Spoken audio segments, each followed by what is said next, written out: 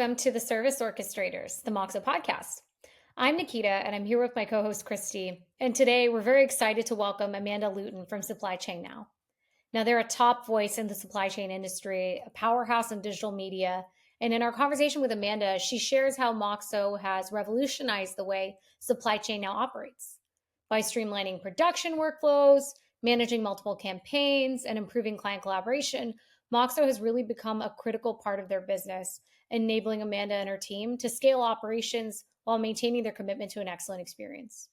So from simplifying campaign management to enhancing the customer experience, Amanda highlights the key role Moxo has played in helping her team deliver high-quality content across their podcasts, their live streams, and their webinars. So join us as we dive into Amanda's journey and explore how Moxo is driving efficiency, creativity, and growth at Supply Chain Now. Hi, Amanda. Thank you so much for joining us today. Hi, so glad to be here. Excited. Wonderful. We're excited too. And, it's a great opportunity to get a chance to talk more with you and learn more about what your business does and the industry you operate in. But we'd first just love to get to know you. What brought you to Supply Chain Now? Could you tell us a little bit more about your journey? Yeah, so Supply Chain Now is a digital media organization. My husband founded it, Scott Luton, in I think it was 2017. Feels like 100 years ago now. At that time, I had my own marketing firm. I was busy with my customers. He was busy getting Supply Chain Now started. But we quickly realized that Supply Chain Now, being digital media, being podcasts, live streams, webinars, we definitely needed that promotional piece, that marketing piece. So I started doing kind of all of the marketing for Supply Chain Now and very quickly realized this has got to be a full-time job. So I kind of transitioned over really quickly. But Scott kind of made his career in supply chain, in the industry. He had been doing digital media for years and years, like way before it was cool. So we rely on his expertise in supply chain and the manufacturing, logistics, transportation industry. And when we started, it was just kind of me doing the marketing. But now we've grown our team. We have a wonderful team of really, really smart, skilled team members, employees, and just kind of taken over the supply chain industry now. Well, not so much the industry, but we're the number one voice of supply chain, we'd like to say. Number one voice of supply chain, and then top 1% of all global podcasts. Yes. Incredible. Yeah, we're very proud of that because that's not just, B2B type of podcast. It's all of podcasts. So you think of like your favorite podcasts on Apple, your favorite podcasts on Spotify, and we're up there in the top 1%. I mean, that's so exciting. We are just kind of pinch ourselves all the time. Yeah, absolutely. I mean, it's a major achievement, and that really means you're putting something out there that's clearly helpful to so many people, right? Yeah. And, not only, we don't just get out there to talk, we like to highlight our customers. We, come from a place of storytelling. We want to provide, value to our audience, not just, use the podcast or use the live stream or webinar as a platform for selling. So we like to spotlight people in the industry, maybe people that don't get, to share their story as often, but use, our hosts, our guests, their expertise, their thought leadership, to share about trends in the industry and news and supply chain and how it affects you as a consumer. Before I had my own marketing firm, I worked in retail for a long time. Right. That's kind of where my heart is. I'm a, constant consumer shopper. And I never realized, the place of the consumer in supply chain. So it's really interesting, looking at it from a retail perspective. But yeah, we like to really put the spotlight on other people. It's not about us. It's about sharing other people's stories. And we try to do that in every show that we produce. And I think to your point, like you think about how much the supply chain touches everybody. Like I was looking and speaking about your different guests. Like I was looking at the episode with Doctors Without Borders and how incredible that work is and how how intricate that supply chain process is. And I'm just wondering, even taking it back, what gave you said Scott had expertise in supply chain. What was his background? And then how did that turn into Supply Chain Now and these podcasts. What was the journey for that? Yeah, so he worked in manufacturing. He's worked with APIX, which is a industry association for supply chain professionals, was the president in Atlanta for years. And so through all of his experiences and really, starting with APIX, he was trying to create webinars, for all of the members, trying to create these conversations and, educate, provide value, share other people's experiences, things like that. So he had been doing webinars for a long time. And then all of a sudden, podcasts come into popularity. And even, well, I guess back in 2017, Serial, I think, was one of the first big ones, that came out. One of my favorite podcasts, of course. I remember, taking walks, pushing my kids in strollers, listening to that podcast. But it's just such a new, or at that time, it was such a different and unique and personal, way of storytelling and a way of sharing information and educating. That was kind of just a natural progression. Sharing webinar content is just one channel. And then so Scott started inviting some of his guests, some of his network partners and colleagues, and having a show in person. And we've got old pictures, of them in this little studio and Supply Chain Now, like written in, on a big poster board in the back.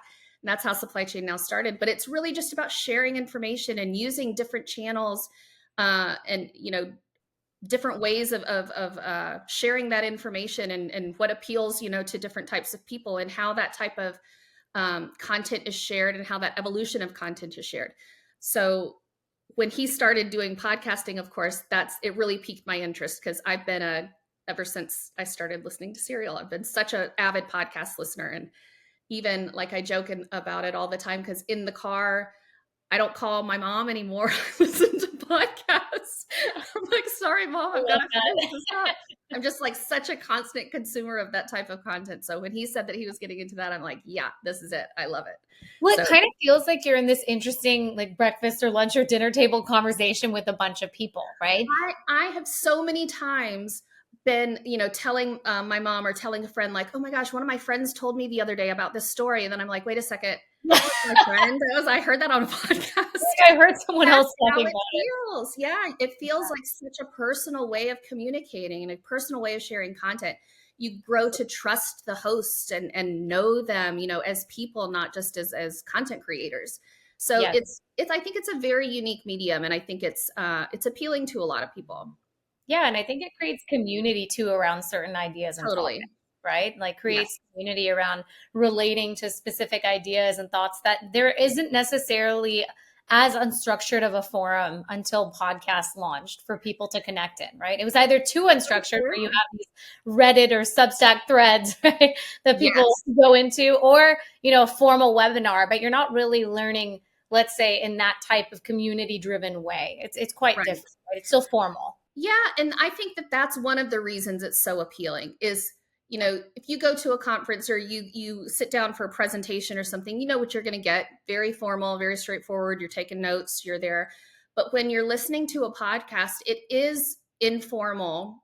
It's not crazy chaotic, like you're talking about like subreddit forums and things like that, but it's casual in a way that you can consume it, you can listen, you can absorb it without having to, to sit down and really listen hard or to, to really be paying attention. You can listen almost like through osmosis. Yes, you can learn, but you don't have to be like right on top of it. And I think I'm cooking all the time when I'm listening to podcasts. Like I said, I'm in the car driving, listening to podcasts. You can do that with Supply Chain Now podcast. And, maybe not the live streams and webinars. That's kind of a bit more formal type of a channel, but you can listen, you can interact, you can engage, you can, follow on social, you can go engage on our website, things like that. And it does feel more like you're part of a community. And I feel like we've built a really great social following too, our social network and our great co-hosts and things where you can engage and interact with the people that you're listening to, 3 times a week, which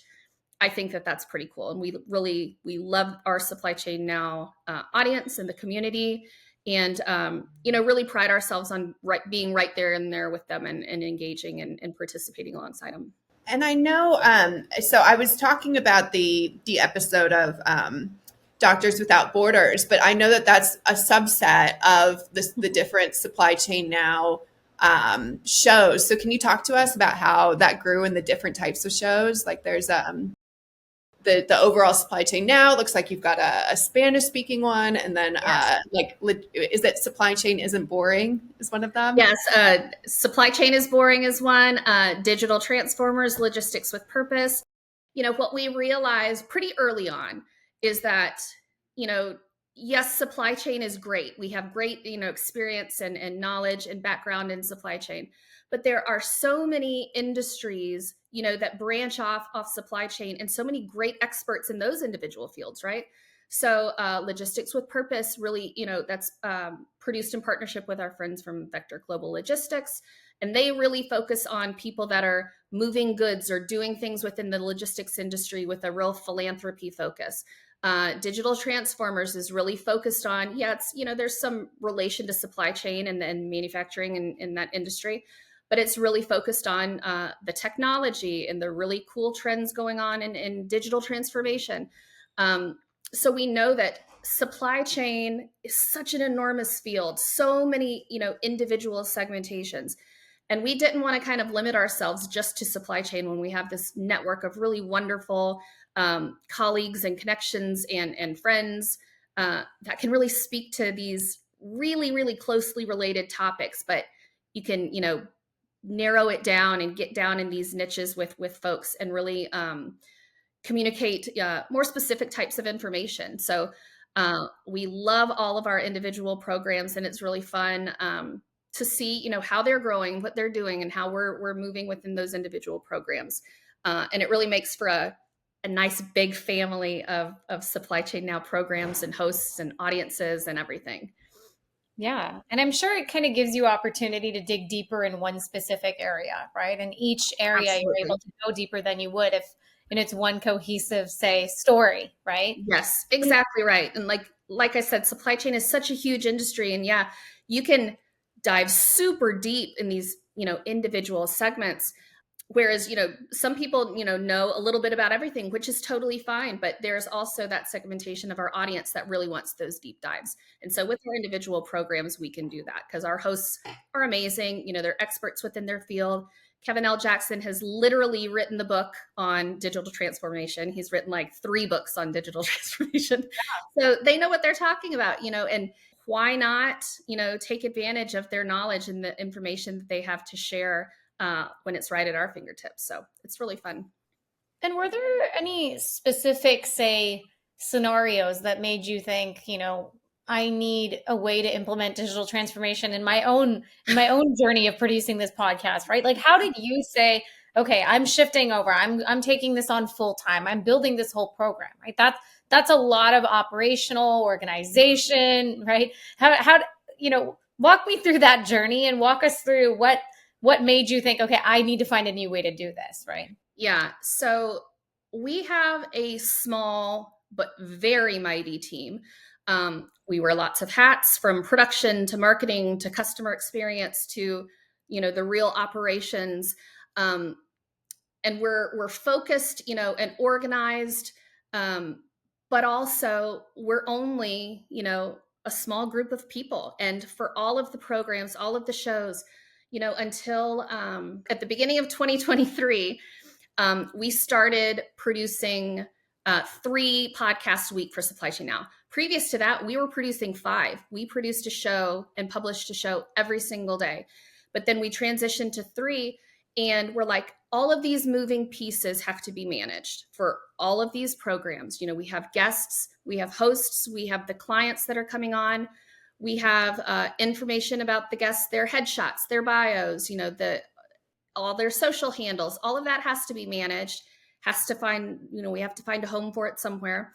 And with our team, the great thing about us is that, yes, we're small, we're mighty. We probably do the work of 2 or 3 people, like each of us.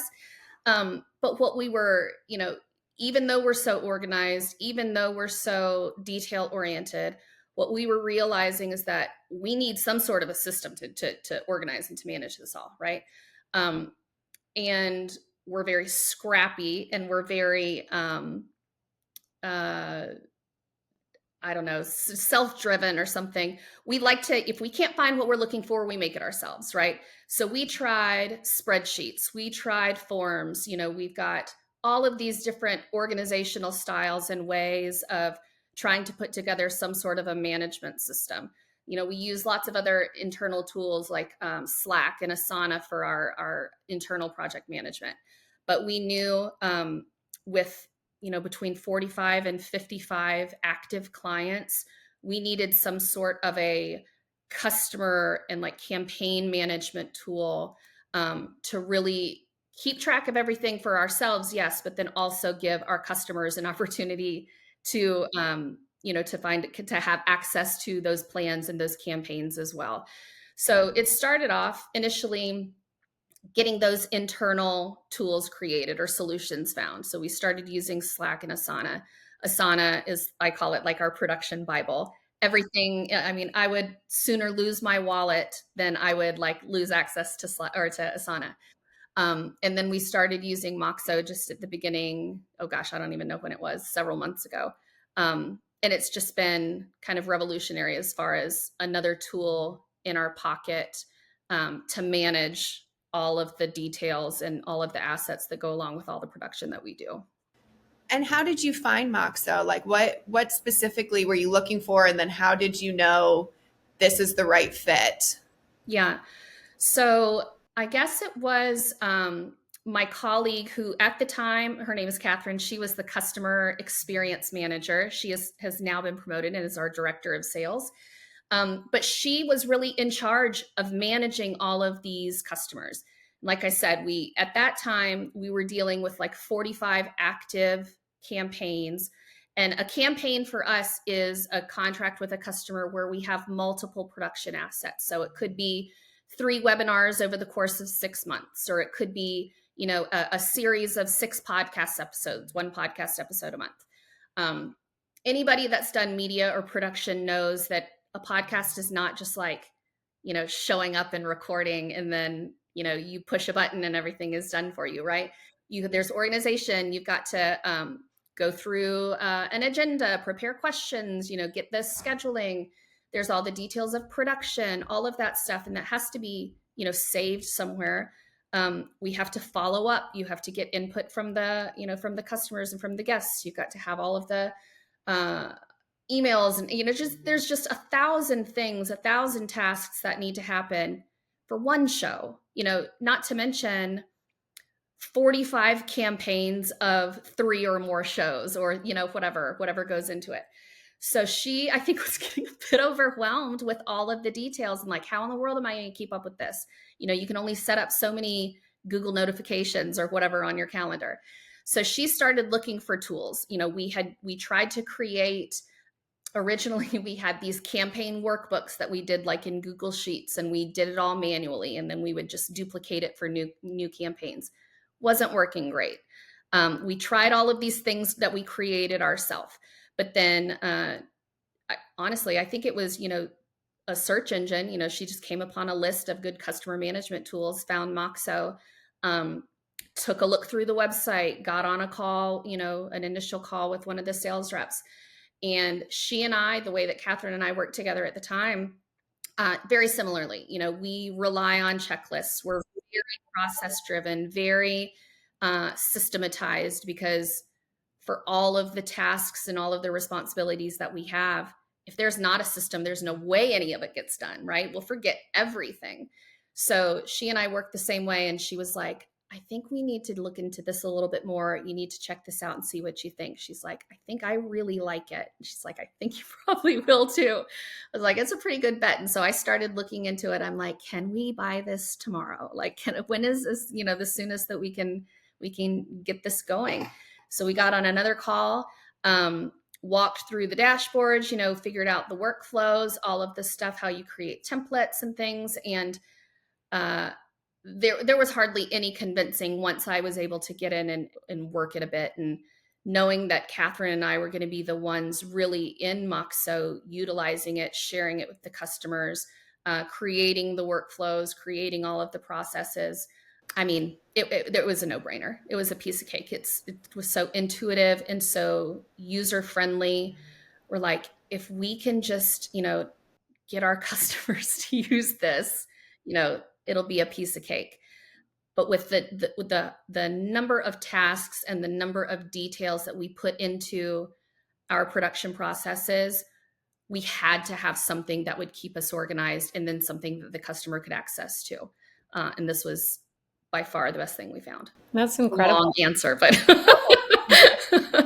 thank you. Thank you for going into that level of detail too, because I think there's so many interesting points you made, right? And honestly, we relate, right? I'm on the product marketing side. Christy's on the marketing side. I know Asana is a Bible for that. It's like, you can't live without it, right? And in many ways, there's this idea that even for us running and hosting this podcast, I don't think we could do it as easily, being in different places too, and trying to manage the entire process around it without relying on having that easy breezy Moxo flow showing us where we're at in the process, who needs to build what asset, are we on schedule? There's so many different people involved also at different stages. Oh yeah, exactly. Managing the pre, the middle, the post, and making sure you stay on track while everybody who's a stakeholder essentially has visibility is difficult. And you being, a producer of so many different segments of podcasts and this many shows, to be able to have a clear way, right,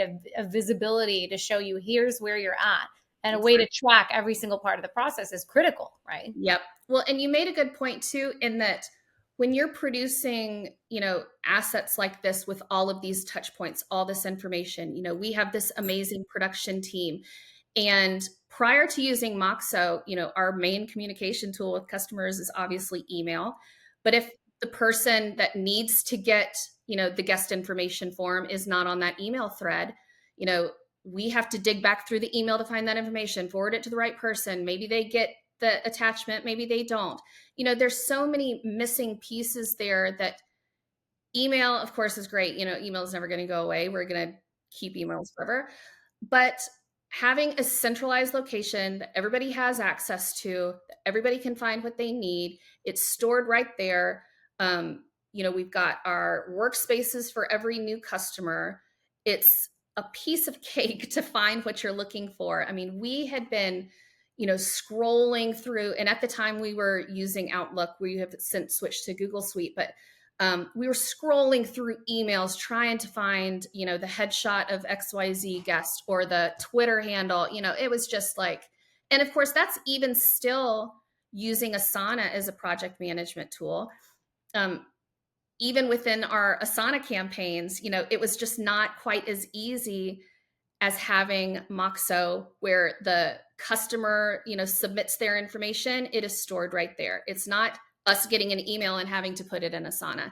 It's both people or the most important parties having access to the same platform, putting the information there. If we grab the information and put it somewhere else, great.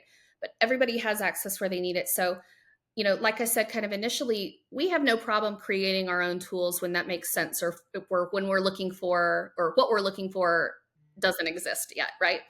But we're all about, like, right now, working smarter, not harder. If there's this tool that is everything that we're looking for all in one place, like, there's no use in us trying to spend our precious time, kind of coming up with our own solution, when Moxo literally checked every box that we were looking for.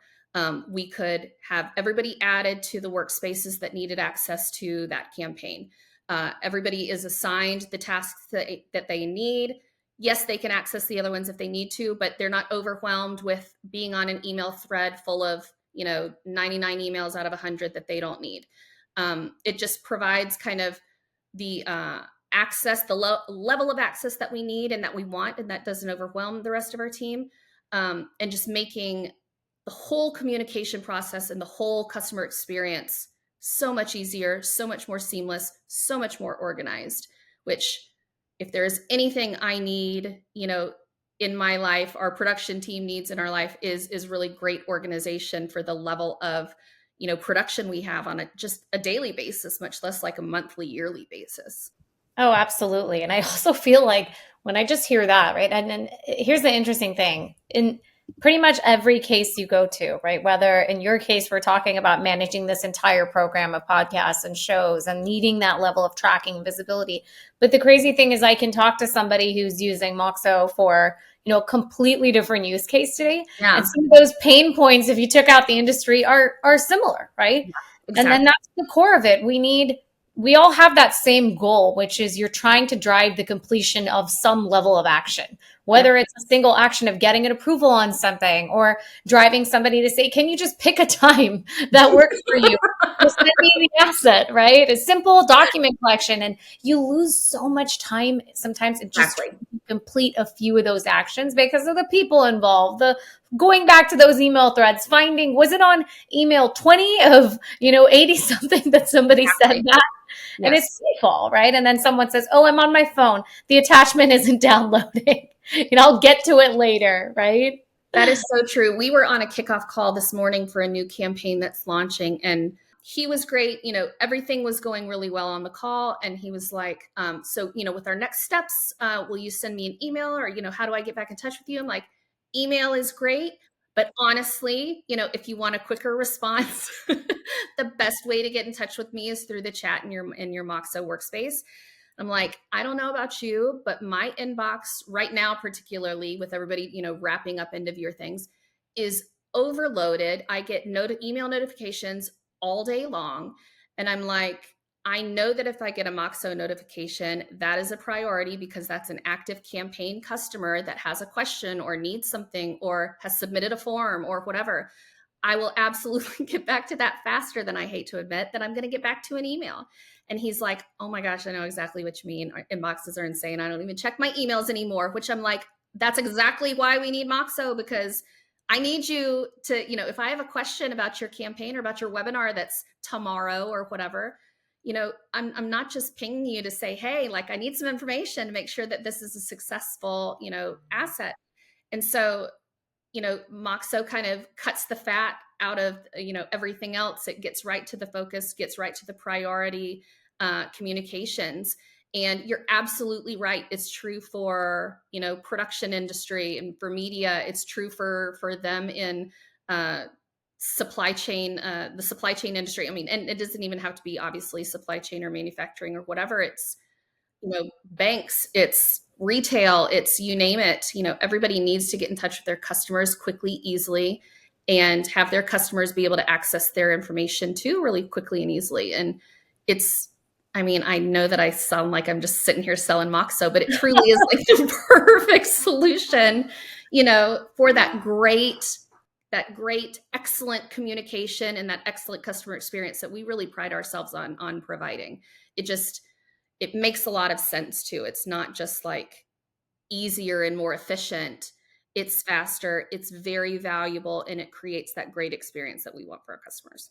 I think also, to Nikhita's point where, we hear all of these same pain points, and then exactly to your point is like the pain point is work smarter, not harder for every industry, for every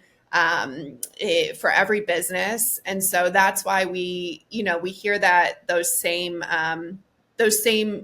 problems that we solve for. So 100%. Mm-hmm. And I think you bring up a really interesting point, which I tend to talk about and think about a lot, which is that mindset shift from email to Moxo, where with email, not only are there long threads, but it's all kind of treated with the same level of priority, whether it's spam, whether it's a customer reaching out. Whereas like when it's a dedicated portal and it's dedicated to these campaigns, there is a priority mindset shift for yourself, for your customers, where it's so much easier to address. So I don't know if you've noticed that mindset shift. I 100% have.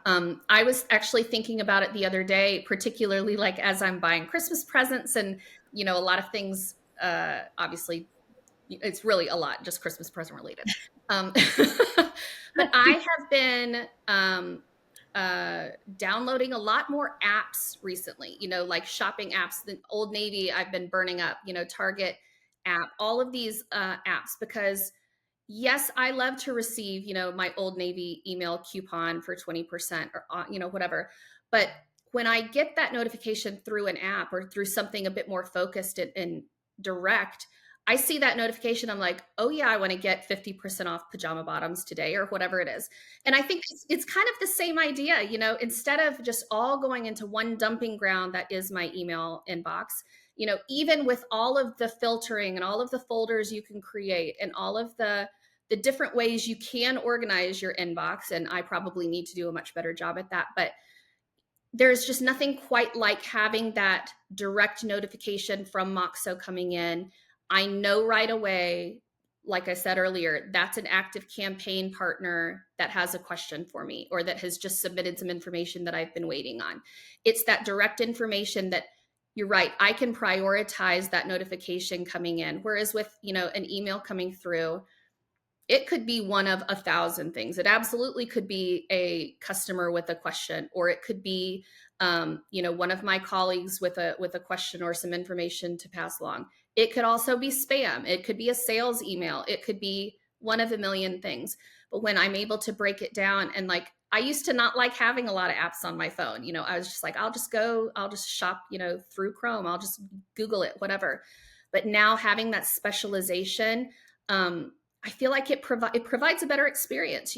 I like to shop through apps more now than I ever did before. And certainly more than just going to the website. It's a more personal, it's a more customized experience. And I think Moxo provides that same level of customization for our customers. Not to mention, it also has an amazing app, which I was, a lot of the time you're not so sure about some of these solutions. Slack obviously is great. Their app is great. Asana's is getting better, but Moxo also provides a really great app. So,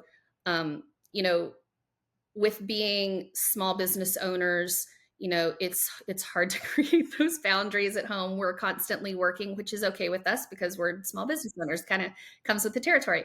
But so I'm able to have that priority notification from our customers all the time through the app or through the, desktop application, which is just super important to me. And it's a great experience and can be customized and personalized for us, for the customers, just the way that we like to receive that information.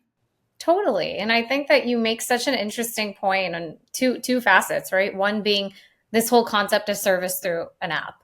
It's like when you're thinking about building a business model, you have to first think about what human behavior looks like today and what people want. What do you want, right? What do I want in my day-to-day life, right? I've been saying this for years, but I was like a gung-ho DoorDash addict the moment it came out.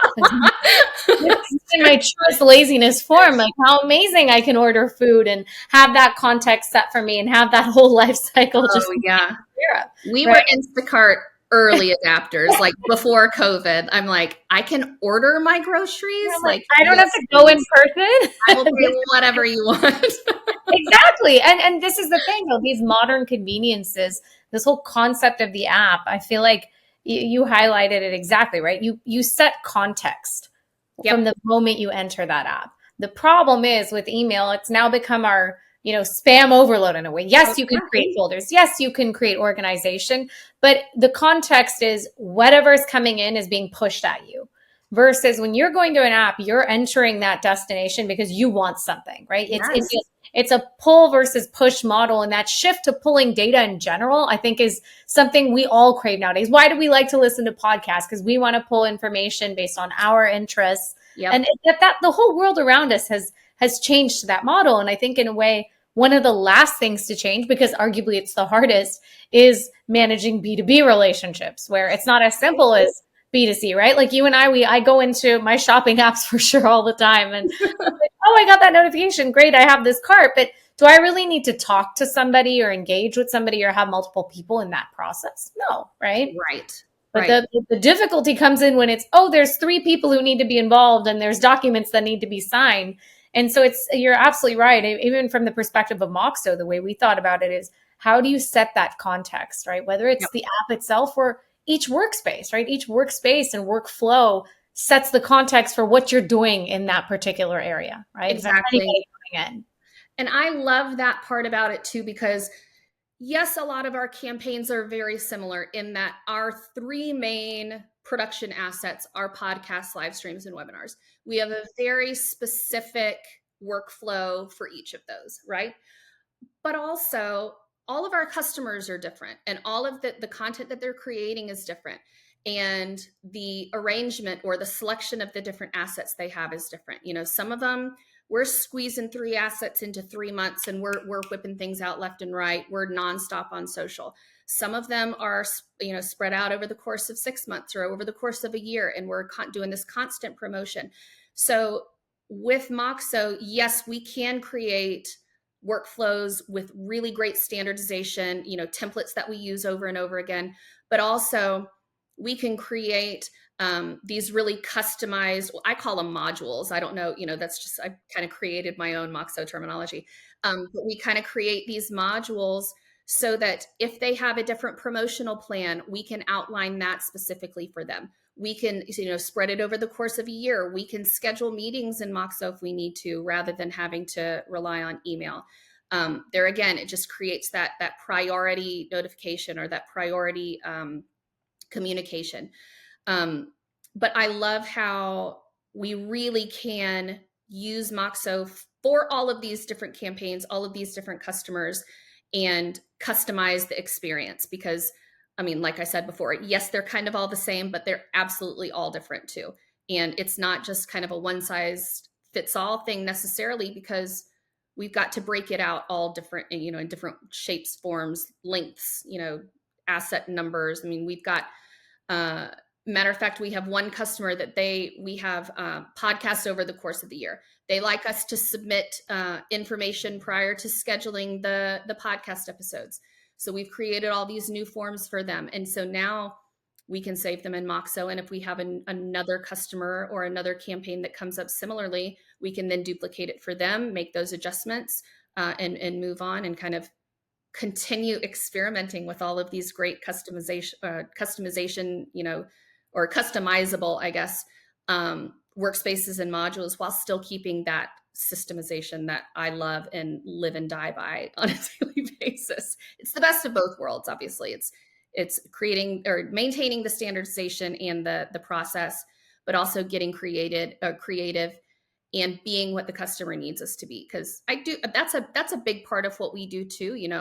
We like and thrive on standardization. We scale through standardization, but we like to get creative. Our team is made up. Yes, there's a lot of supply chain experience. obviously all our hosts and things like that come from supply chain backgrounds, but our production team, our marketing team, we come from a variety of industries. I had retail and marketing background. Catherine, comes from a theater and a live performance background. So there's a lot of different types of backgrounds and knowledge bases that we like to get creative. We like to try new things and experiment with new products. And having a solution like Moxo where we can create these great workspaces for our customers and get creative and work, creatively within them. Again, just the best of both worlds. It's a lot of fun. Yeah, of course, I can hear that use case and think about, being a small business owner and wanting the customer experience to be exceptional every single time, and having that oversight, and then having the creative, like the way to customize templates, the way to have it be so standardized, but then have that room to deliver an exceptional experience. Like I, of course, hear that use case and I'm like, oh, perfect. That's so good. Right. And to have the oversight that you have too, into what's happening with your business. Absolutely. That's really key to us too, is, I have 3 screens, like as I'm here. Matter of fact, I've got 4 counting my phone, and I'm always like, do I need one more monitor maybe so I can really see everything? But I've got like my Asana, all of my production schedules on, in one window open. I've got Slack open in one window. I've got email, of course, my calendar open, and all these other ones. But I always have Moxo open so I can see, like there's a notification right there probably. I get email notifications, but I can always see when I have a little red dot in my tab, I know that I've got a notification for a customer, and you do have that oversight, which is not, I don't see it necessarily as micromanagement of all my campaigns, but I see it as being on top of my business and being on top of the customers and making sure, we have deadlines in our production process. We have things we need sent out and provided to the customers at certain times, and we need information back from them at certain times to keep our schedules. So when I see notifications there on my screen, I've got that overarching view of everything that's going on, and I can address that stuff right away. And I love knowing that I have one big dashboard that I can monitor all my campaigns, and then I can get down into the details of them, within each workspace. It's a really smart and intuitive platform that provides you with both views, but doesn't overwhelm you either with all of the information and Lord, all of the tasks and responsibilities like within each of the individual workspaces. It really works well for us. To your point on, the dashboards and whatnot, I think something that we hear pretty much across the board, and we experience it ourselves, right? I like to say we drink from the same can of what we're promoting, in the sense that we truly would not be able to run Moxo without Moxo, right? Our teams are global. We have processes happening all over the world. Our customers are global, and each of our own, we could call them internal processes, but even if there's one action a customer has to take in a 30-step process, right? That in itself makes it a process where, we have all these other parties who need to be involved, and you need to think, what does the client need to see? What do we need to see? Yes. What needs to happen at what stage? There's a process within a process for almost everything, right? Yeah. So well, I was thinking too, the funny thing, it's not funny, but the couple the couple of times that like I've needed to contact customer service about our Moxo portal, I contact customer service through Moxo, like through a Moxo workspace, and we get in touch right away, because I'm sure, my account manager is also thinking, okay, there's a notification for a client. I need to address this right away. I love that Moxo uses Moxo to service its own customers.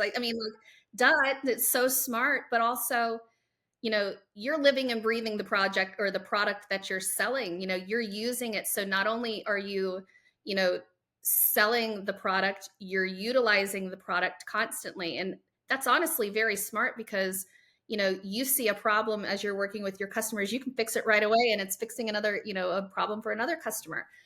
That's brilliant. Moxo can't work without Moxo, or right. That's exactly the point. It makes a lot of sense. Oh, absolutely. And in fact, I would say, our customers and our own experience help drive our roadmap then, right? Yeah. It's like talking to people like you, getting an understanding of each unique use case and nuances, and seeing the patterns, right? There is 10 or 20 or 30 different customers who all have this need, and they may come from completely different use cases. Right. That's really interesting, right? That's something that we could do next. It gives us a good way to think about, how do you continue solving for this problem? Because there's always, the more you solve for it, the more things that come up and the more you could be doing, right? That's where exactly. You see, every time you think, oh, wow, this couldn't get more creative, something else comes out, right? And I'm just thinking the world in general, right? I don't think anyone would have seen this problem 5-10 years ago, right? Of going in and using ChatGPT for half of their writing, or colleges having to deal with that, with essays being submitted that are not written by the student, right? And exactly. AI is taking over. So, there's innovation always happening around us everywhere. And I think having that ability, and to your point, having that ability to go in and say, here's my system of organization, here's my holistic picture, and here's how I manage things, and how do I drive better outcomes from that visibility? Yeah. Right. I think about that a lot, because in the supply chain industry, obviously there's a lot of talk about automation and AI and it replacing, people's jobs and things like that. And from my perspective, from production, content creation, marketing, I don't see it as a negative thing at all. I see it as such an amazing thing, and such a way for me to do my job better. Like, I don't have to create spreadsheets and workbooks. There's a tool that will do it for me and that will organize it all. Amazing. Think of all the time I can save and all the other things I can do, instead of having to manually create all these processes and do all this stuff. Like, it is so exciting to me. Now, yes, there are some things that might be replaced. We're seeing a lot of content creation with AI. But also, why not use it as a tool or as an add-on or as, partner almost, rather than, thinking of it as an enemy? It's a wonderful thing. And it augments, content creation and the jobs that we do in such a really, really great way. And I see tools like AI and automation tools as making me more effective and making me more efficient. Because I don't think, the human element is going, now it may be replaced in some things, but it's the things we don't want to do anyway. I don't want to work in spreadsheets, I don't want to do that stuff. I want to do the creative things. I want to do the brainstorming things. I want the human element and the things that AI can't replace. I want to do that stuff. And AI can manage everything else, or automation can manage everything else. But I had to, I don't know, maybe a year ago, we're starting to think of all of these ways that we can work smarter, not harder. And one of my colleagues was like, Amanda, you've got to think beyond what you think is even possible. Like, question, like, I want to do this. Is there a tool that can do that for me? Instead of thinking, oh gosh, I'm going to have to create this spreadsheet. And then I'm like creating processes in my head and getting bogged down with all the things. You get stuck in the way you're doing things, exactly. Right? You get stuck in the way. And instead of saying like, this is going to take so much time, how am I going to do this? Instead, start thinking, this is what I want. How am I going to get it? What can I use, or what can I find, or what kind of solution can help me get what I want, or get me to, help me do what I want to get to, or whatever. Kind of starting with the endpoint in mind and kind of working backwards, instead of thinking of how am I going to figure this out? What am I going to do? And then trying to get to the endpoint. And so that was a real shift in the way that I think, in the way that I consider automation and AI tools and things like that. Because I just think of like the amazing things it can do and the stuff I don't have to do anymore. That sounds great to me. Like, please let me do more fun stuff and not have to do spreadsheets. And, it's not just spreadsheets, it's tons of stuff. But, I just think it's really exciting because, like you said, like, who would have thought that ChatGPT was going to be used on a daily, hourly basis by people, in their jobs? So who even knows what AI and automation are capable of? And so that's kind of what I try and keep in mind. Like, right, I don't have to do this. Maybe there's something else that can help me do my job better. And that is exciting to me. That's really exciting. Well, I love that you think about it that way too, because it's not about replacing the human, but rather it's like, how can I make myself more efficient so that I can actually focus on what I enjoy doing, right? Like no one likes, hey, maybe I shouldn't say no one, but I don't know very many people who like being the crack the whip person who keeps following up and making sure somebody else has completed something. That's not, it's not a fun job to have. It's not fun, and I don't have time for it. It's not fun. Yeah. Exactly. Whereas when you let automation in the system guide you and guide that process, guide those, let's say, gentle nudges, in a way, it lets you focus on what you do best, which is delivering that human guidance and that human knowledge and expertise. Exactly right. And I think that's how our team thinks and focuses, is what can we use to make our job better? What can we do to make our job easier? What can we do? What can we use to make the experience for our customers better? It's constantly at the forefront of our minds. And, I do think that sometimes, and I, have been maybe accused of this in the past, that there's a tool for everything. And I'm like overdoing the tools. And sometimes that can be true. And sometimes it's hard to stick to something, or you've got too many things going, you need to focus it down.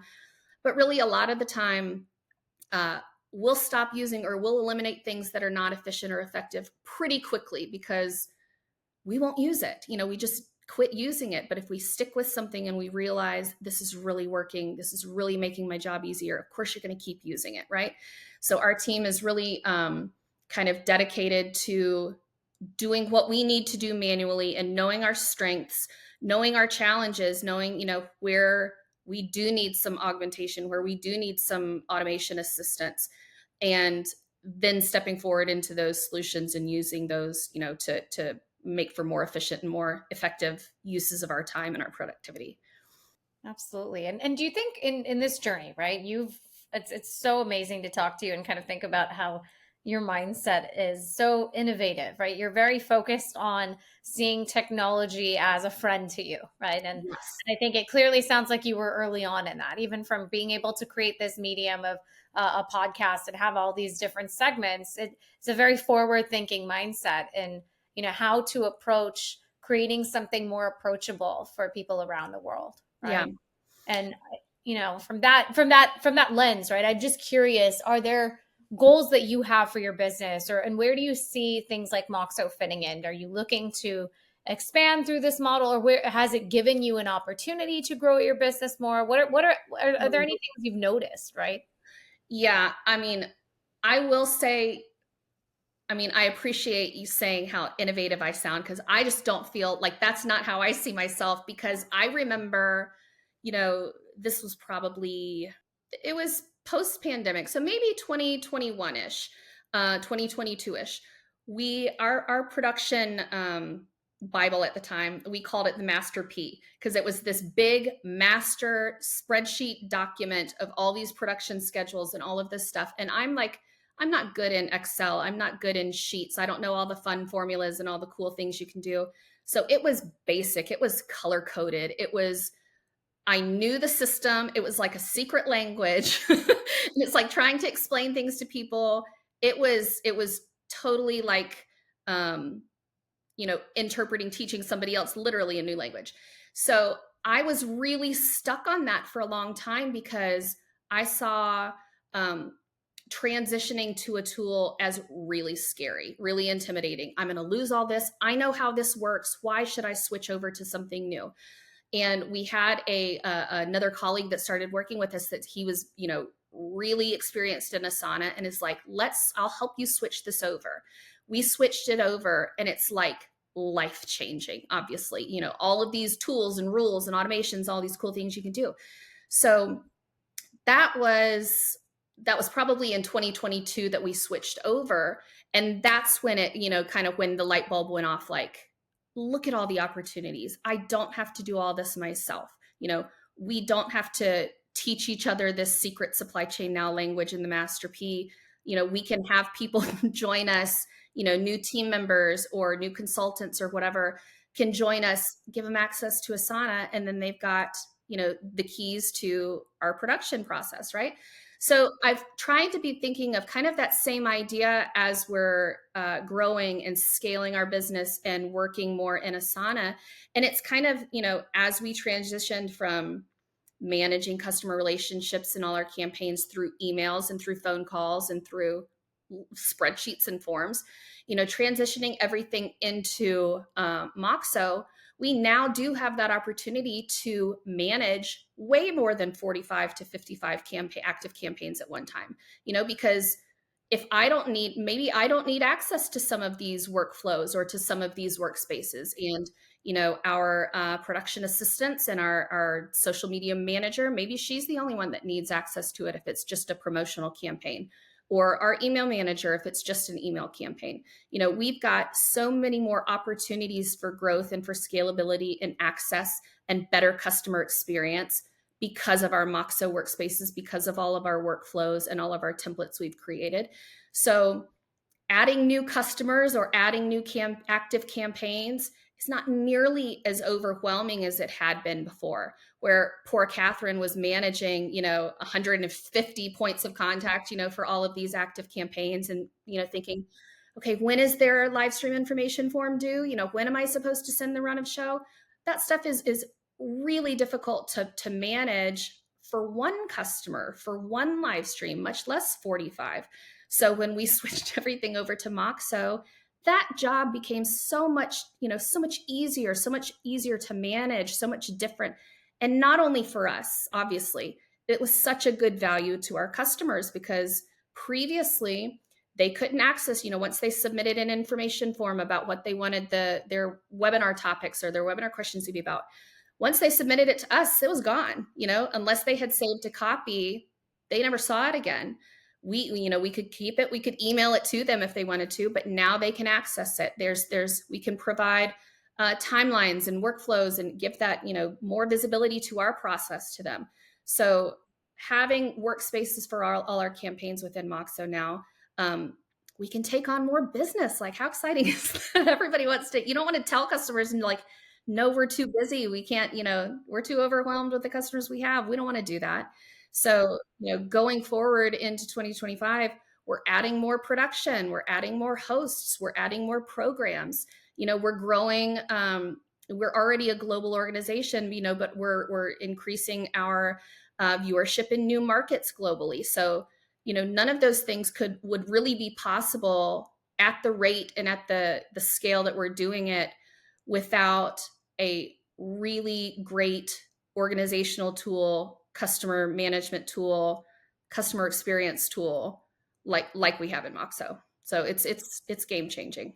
That's amazing. And that makes me think, so a lot of people I talk to that are the most systematic thinking, like you're saying, are the most innovative, because the system and then how that is going to translate. So it makes me think like, the best solutions are the ones that translate those existing systems, that Yes. understand how you can implement those systems in place in a way that's more efficient. So I think to Nikhita's point and your point, being a really systematic thinker leaves so much room for innovation because you understand how that moves. I don't know how people, like, we've worked with people that are not like, as systematic and as not process driven as I am, as we are, in the production department. And that's fine. If you're kind of chaotic and you can make that work for you and you can get your job done, like, great. I can't, I don't know about you, but like when I imagine what it looks like inside my brain, it's just like things flying around. It is mass chaos. It's crazy.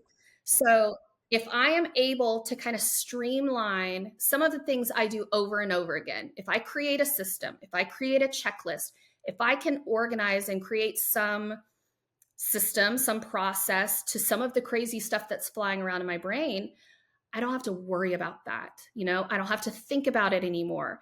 Moxo is a reliable tool. I don't have to worry about when the next guest information form is due, because I'll get a notification telling me. I can rely on that tool. So you're absolutely right. I am then left to do the fun stuff, to do the creative thinking, because all of the important systematic things are managed. They're taken care of. They're all on a nice, clean, organized to-do list that Moxo reminds me of when it's time to get something done, or reminds the customer of when it's time for them to get something done.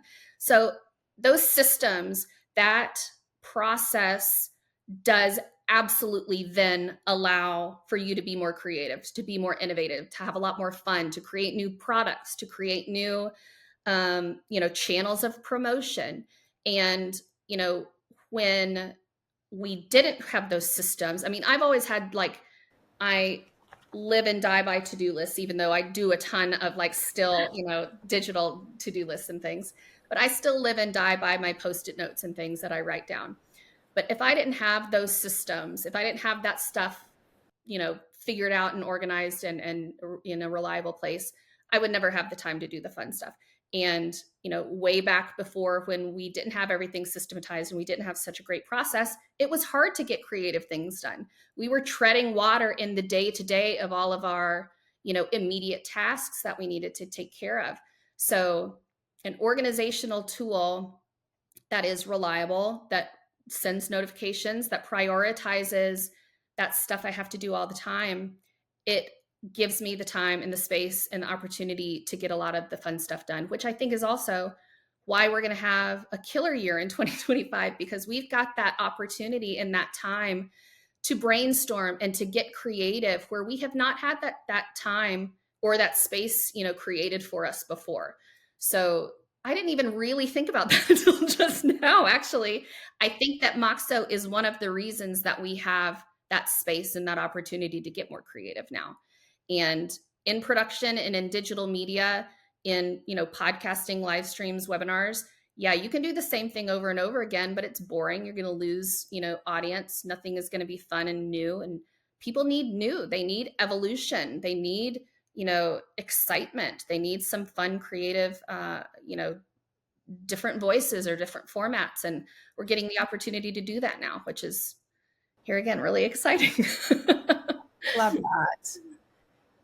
And I also wanted to say, being such an organized and systematic person, I'd be remiss not to mention that you're one of the top 100 women in supply chain.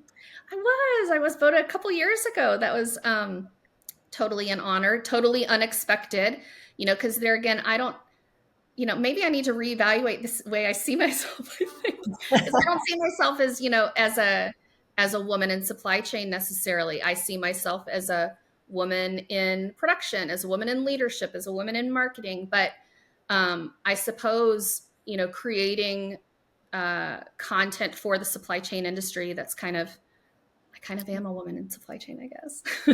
Amplifying that voice, you're amplifying those stories. And that is very, very important to us. It is at the forefront of everything we do, is amplifying the voice of supply chain, ensuring that from truck drivers all the way to CSCOs, everybody's voice is recognized, is important, and is a vital, voice in the supply chain, a vital part of us getting our Amazon orders for Christmas presents, every afternoon or, on the hour, like it seems to be for me right now. It's very important. And I do think that's the fun part about what I do is, like I said, I was in the retail industry for so long, is I can make those connections now. And, being a part of supply chain, may mean for some people, they're on factory floors or they're, working in engineering or operations or something like that. But it's a big part of retail, and of getting customers their products on time, or getting the store shelves stocked, or making sure that, all of the merchandising looks nice and full and appealing for in-store customers. So, kind of, it's very, coming full circle, I think. Yes, I've always worked in supply chain, which is like crazy to think about, being in retail from the time I'm 15 to now, giving those people, a voice on our digital assets. That's pretty cool. And I guess I've always been a woman of supply chain. It's just now that, maybe I'm being recognized a bit for it, and I'm really trying to make sure that other people are recognized as well. It's such an unsung hero in our just overall society. I mean, I remember even during COVID, how scary that was, thinking about, well, what happens if medication can't go through the supply chain? What happens? I mean, we are so reliant. So I love that you all are giving that voice and really, and really diving into what that means when we're transporting things. And, I think maybe that's why I am kind of a good fit in supply chain, because I don't mind being, I love doing this podcast. I don't mind being in front of people. I've done, public speaking for a long time, stuff like that. But I like being on the back end of things. I like being behind the scenes. I don't mind if I don't get credit for stuff, as long as it gets done and it gets done right. I just want it done. It's like, just me knowing that it gets done and is done the right way is enough for me, right? The best peace of mind. So, and that's kind of how supply chain is. If the best supply chains, I heard this on one of our episodes one time, the best supply chains, you don't even hear anything about, you never know about, because people get their stuff on time. The store shelves are stocked as everything should be. It's only when there's a disruption, or when, deliveries, there's strikes, there's, shortages, and the supply chain is disrupted, then you start hearing about supply chain when there's problems and issues. So I like to keep things running smoothly behind the scenes. That's where I feel, not necessarily where I feel most comfortable, but where I feel like I thrive the most. I feel like I can provide the most value, in the processes behind the scenes. Because yes, I thrive on organization. I thrive on process, on structure, on systems. I think it's because my ADHD brain just cannot function without those systems. I would be a mess without them, right? But kind of working behind the scenes, just like, a really well-oiled supply chain, machine, just making sure everything gets done behind the scenes. Well, and I think that's why the way you're running your business is the greatest example of, you implementing what you hear and breathe and live every day, right? Yeah. Through stories, right? You are creating your own systematic supply chain in terms of Yeah. process, right? Metaphorically, in terms of how you're building your own processes of managing your business. So it's absolutely, you're giving a voice to something that, in all honesty, most people don't think about because it just happens, right? It's just there. Exactly. It's the silent thing that runs our entire society, and all these things we use and we live and breathe every day, but we don't think about it. You don't think about it. And that's okay. You know, I think most people in supply chain probably think, yeah, that's fine. But but also it's nice to get some credit, or it's nice to be recognized, you know, for truly not running the country, but making the country run, you know, maintaining the status quo, making sure that everybody has what they need, has the, you know, auto parts when they go to the store, when they, you know, need something. Just it's not just, you know, retail. Obviously, it's lumber for when you're building a house, or, you know, just all sorts of things. You're so right in that you just don't quite even understand everything that goes into the supply chain until there's a disruption, until COVID hits, and all of a sudden everybody knows what Scott's been doing for his entire career. You know, people get what supply chain actually is. And I think it was, you know, we say a lot of the time that during COVID, you know, supply chain got a seat at the table. You know, people really wanted to know about supply chain and wanted to know, or wanted to understand it a bit more, wanted to, you know, connect the dots and understand what all of it really means. And it is important, and it is important to recognize every voice throughout the entire supply chain. You know, some people call it a supply net, or, you know, a supply cycle or whatever, but want to make sure that everybody is recognized, everybody feels as important as they are to the entire industry. It's like, I mean, it's like magic that I can go on my phone on Amazon and order something the next day and it's at my door. But just thinking about all the things that have to happen for that to come, and like, and you're right, it could be like a day late or something, and it's like, gosh, it was supposed to be today. Well, it's coming from across the country, this one specific thing. So I think it's fascinating how supply chain works and how reliant we are, and it's absolutely the unsung hero of how 100%. Our country, of our world. And it's incredible how far we've come, where it's just like expected. I can get something later today. I think about that all the time, because I am as guilty as anybody else. Yeah. If Amazon says I'm going to get it tomorrow, I want it tomorrow. You know, if I need something that afternoon for a project my kid just told me about, and Amazon says I can get it between 5 and 9, I'm ordering it and I want it then. And, you know, I don't care. But there was a comedian, I can't remember who it was, but they had a bit about, you know, they were waiting in line at a store and there was a kid in front of them on their cell phone, and they were so like getting so upset that the internet was not connecting quickly. And the guy was like, your cell phone has to connect with a satellite in outer space. Like, can you believe how amazing this is that you're getting internet at all right now? And like, that's how supply chain is too. You know, we go on to Amazon, I can make place an order in 15 seconds. And all of a sudden, you know, this information gets shot to a warehouse. I don't know how they do all this stuff. You know, I don't know how they pick which warehouse it goes to, how they pick the product, how it ends up on a truck and then ends up at my house in, you know, overnight or in the next 2 days or whatever.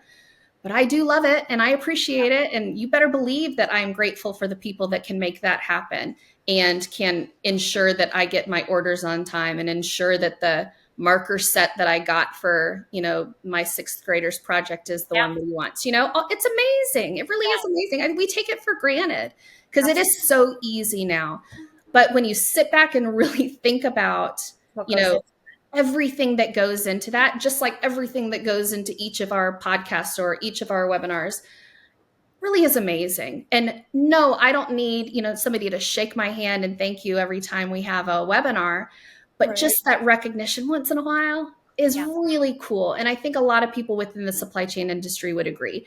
They don't want awards. They don't want, you know, gold medals. They might want a pay raise once in a while, but just, you know, just a little bit of appreciation or thank you or recognition that what they do is very important.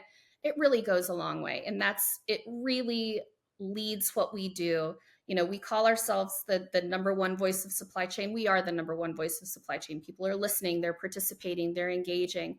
And it's not that we want to be the number one voice. We want to give the voice to the people, to our audience, to the people of the supply chain industry. It's very important to us, and it really drives everything that we do. Customers, audience members, everything, the content we create and provide. We don't like to do sales pitches. We want to spotlight the stories, right? But it really drives just about everything in our business. That's absolutely amazing, Amanda. I mean, I can't tell you how much we've enjoyed learning from you today. And it goes without saying, but we should say it again, that you're right. There is a spotlight that needs to be put on this. And not just that, I think that we're eternally grateful to people who are process-oriented thinkers, who have to sit there and manage the process and think about how to better operate something. Because if they're doing that and looking at how to optimize their processes and leverage automation and drive efficiency, we get to reap the benefits of it in so many areas of our lives, right? Yeah, exactly right. We're all customers of something. Yeah, exactly. Like I said, I love process. I love systems. I think it makes us work easier, work smarter, it makes work more fun, and also allows us that extra time to get creative. And I really love that, because I'm definitely split right brain, left brain. My left brain gets a lot of work out in all of the systems and processes, but right brain likes to have fun too sometimes. Well, Amanda, thank you so much. Thanks for taking the time to share all your insights and your experience with us. I'm sure our listeners are going to love this as much as we did. So truly appreciate it. This was a pleasure. A lot of fun. I don't get to be on this side of the camera so often. So it was great. Oh, you should do it more often. That's why not? This is a lot of fun. Stretching that right brain muscle, that creativity. Love it. Thank you. Thank you so much. Amanda. Thank you.